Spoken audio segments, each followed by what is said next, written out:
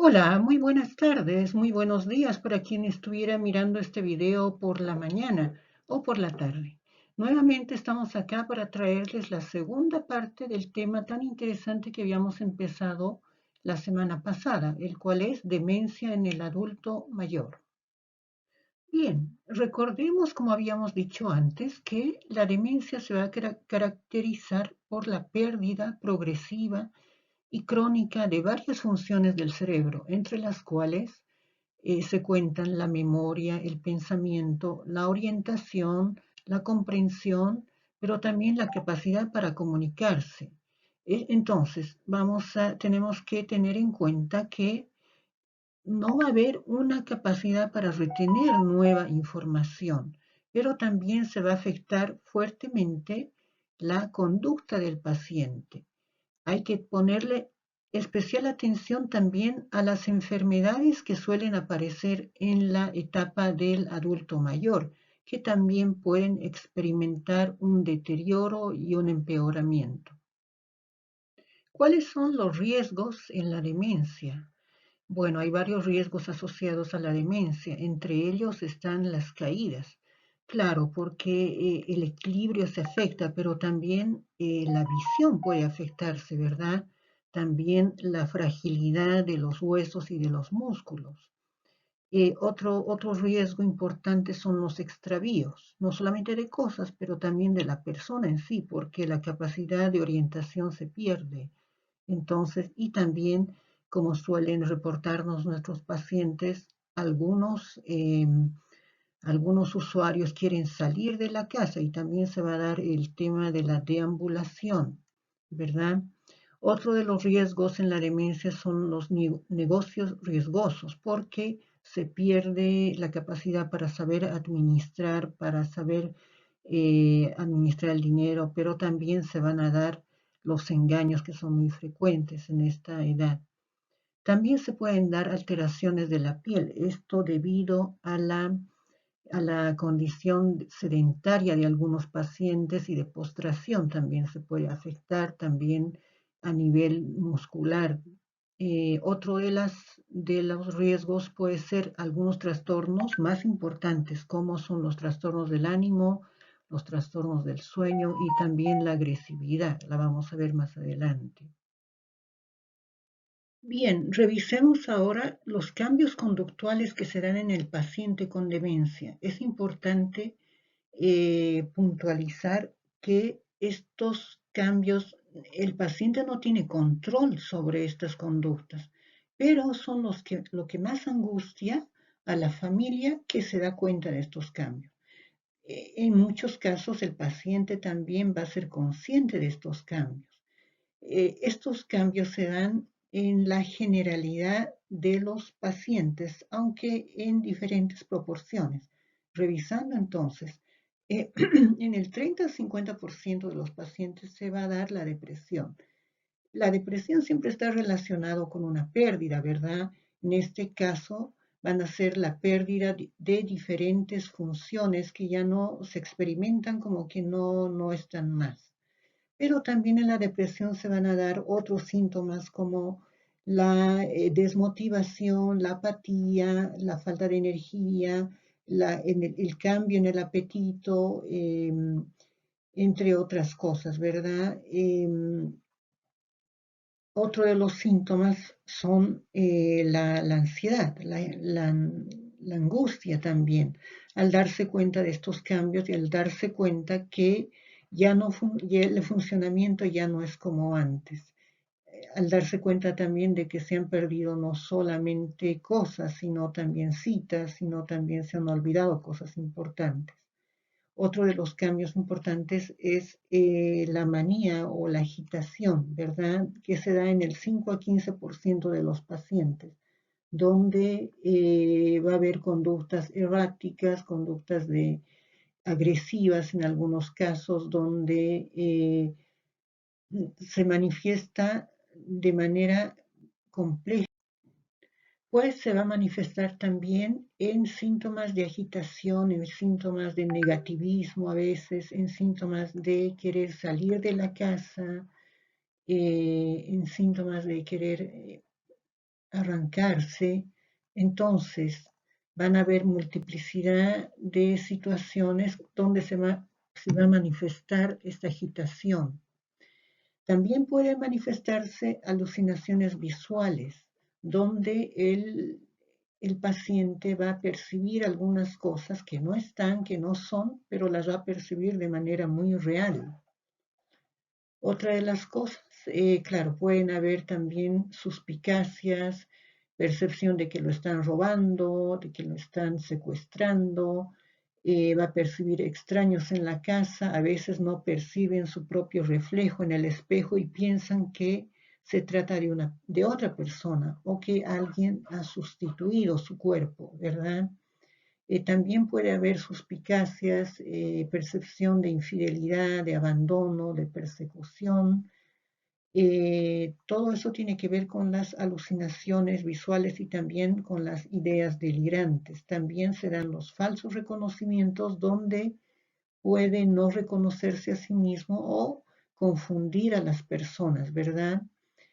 Y también algo muy importante se da los trastornos del sueño, es decir, pacientes que no duermen toda la noche, que pueden deambular, que pueden pretender también salir a la calle, y esto es muy angustiante para la familia porque, claro, de repente tienen que estar en vela toda la noche tratando de que el paciente no salga a la calle.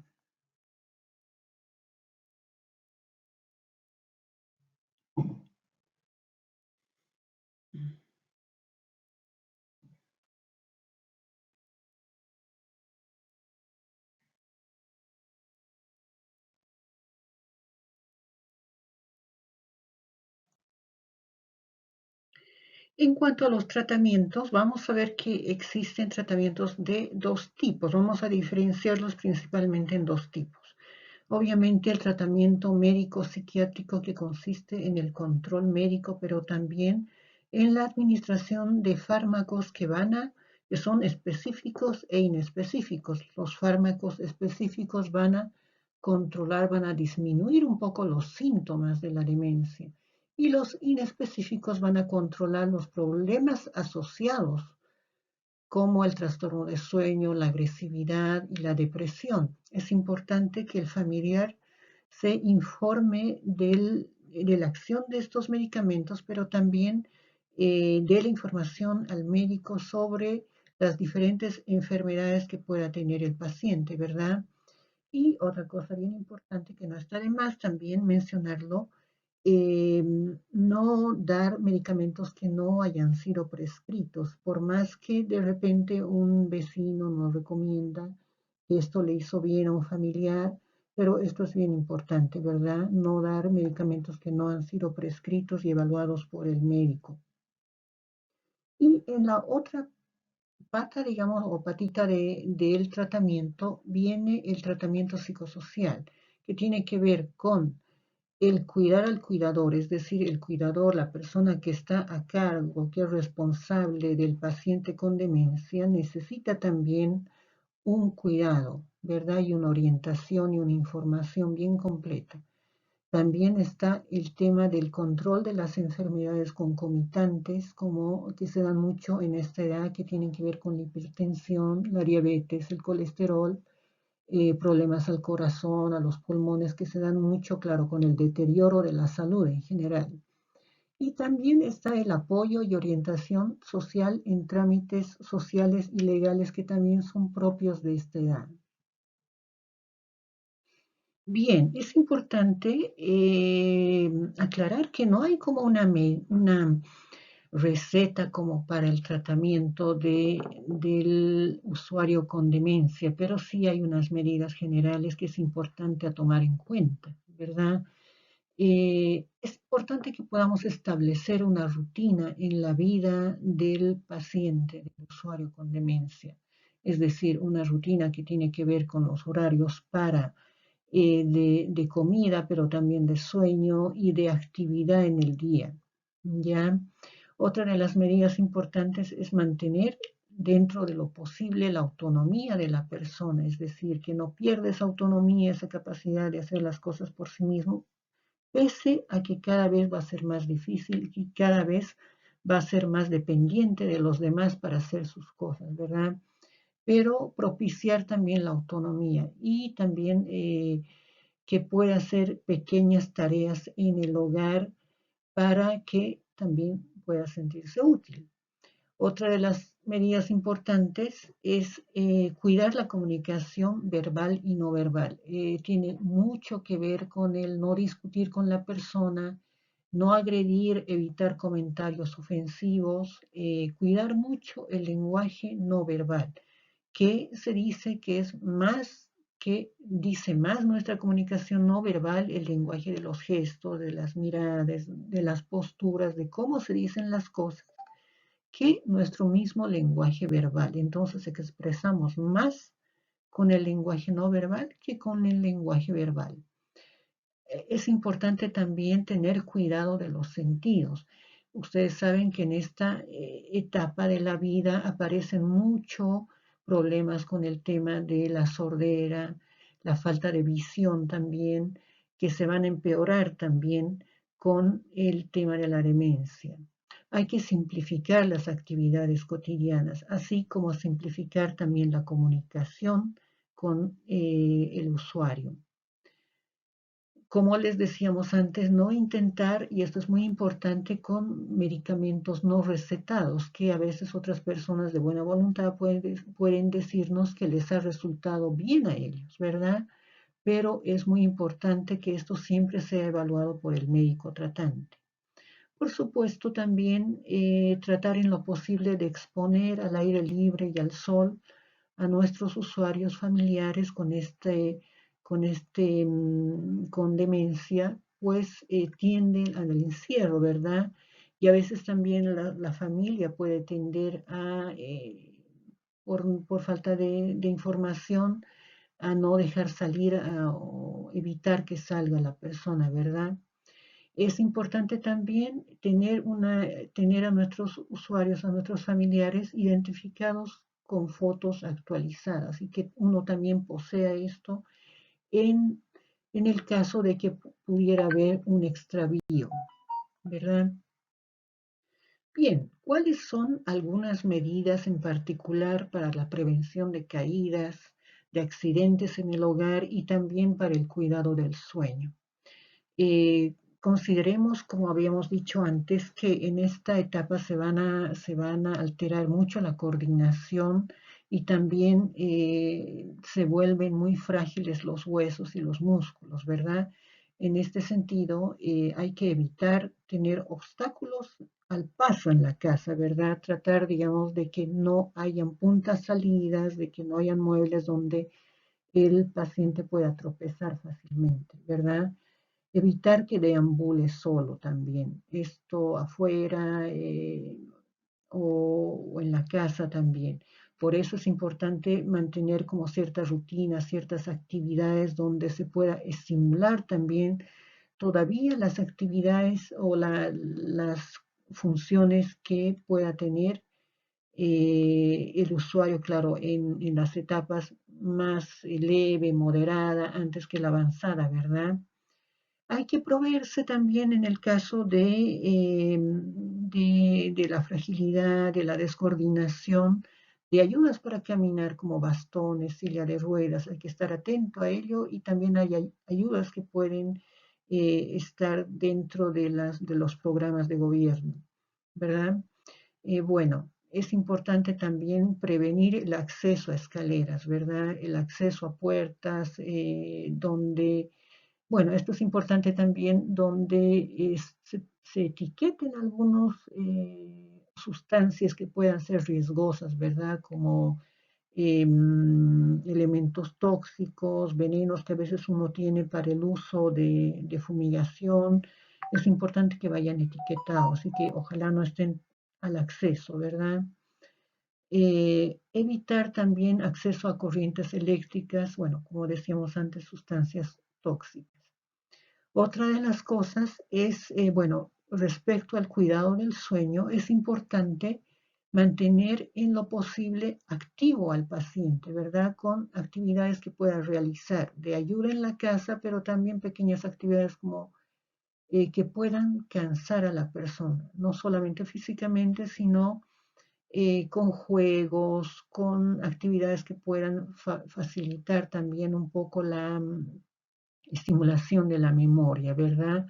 Bien, otra de las cosas es tener una habitación, ojalá cómoda, ojalá iluminada, ojalá, claro, pero que también favorezca el sueño ya a la hora de dormir, ¿verdad? También va a ser importante que podamos identificar cosas que puedan estar alterando el sueño, ¿verdad? Como a veces el ruido de la calle o que a veces uno no lo percibe en su cotidiano, pero la persona que está en general siempre en la habitación o en la casa es más sensible a eso, ¿verdad? Y por supuesto evitar bebidas estimulantes antes de dormir, como té, café, cigarrillo, bebidas cola, eso también es importante. Y mantener, por supuesto, también la correcta ingesta y los horarios para los medicamentos. Finalmente, algunas recomendaciones para mejorar la comunicación en esta etapa de la vida, ¿verdad? Y en este trastorno en particular. Es importante cuidar la comunicación no verbal, como habíamos dicho antes, el tacto y la demostración de afecto.